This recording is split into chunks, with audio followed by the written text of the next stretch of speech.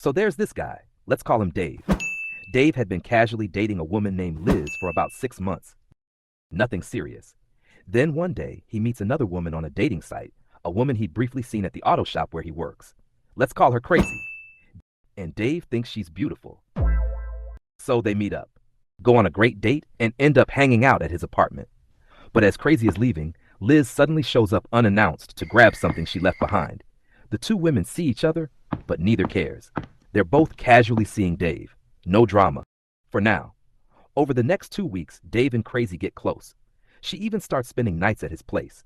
But then, one day, while Dave is at work, Crazy sends him a text that's completely out of character. She wants them to move in together. Dave instantly says no, and that's when she snaps. She tells him she hates him, that she's seeing someone else, and to leave her alone. Dave shrugs it off, but a few days later, the messages start. Long, angry messages, first to Dave, then to Liz. And even Liz's garage ended up getting spray painted. And then everything spirals completely out of control. Liz comes home one day to find her entire house burned to the ground, with all her pets inside. She immediately tells firefighters. Crazy must have done it. At this point, Dave is terrified. He even buys a pew-pew for protection, just in case. The harassment continues for 2.5 years, over 15,000 emails and 50,000 texts between them. Finally, detectives get involved.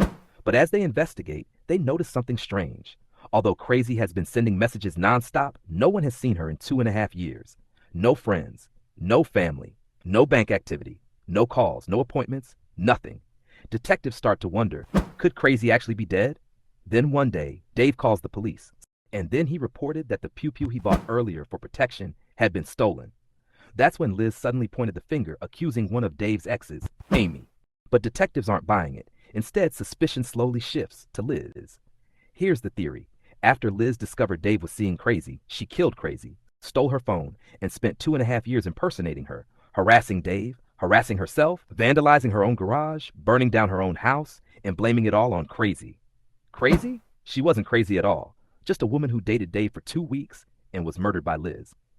Right when detectives are closing in, Liz calls 911 from a park, claiming she's been shot in the leg by Amy. But Amy has an airtight alibi. Detectives now think Liz shot herself. So they set a trap. They pretend to believe her and ask for evidence. Liz goes home and writes fake confession emails, making Amy admit to shooting her and killing Crazy.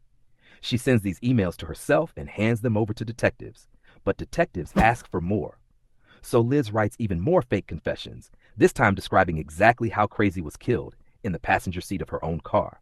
Police search Crazy's car, and under the seat cover on the passenger side, they find traces of Crazy's blood, exactly where Liz described.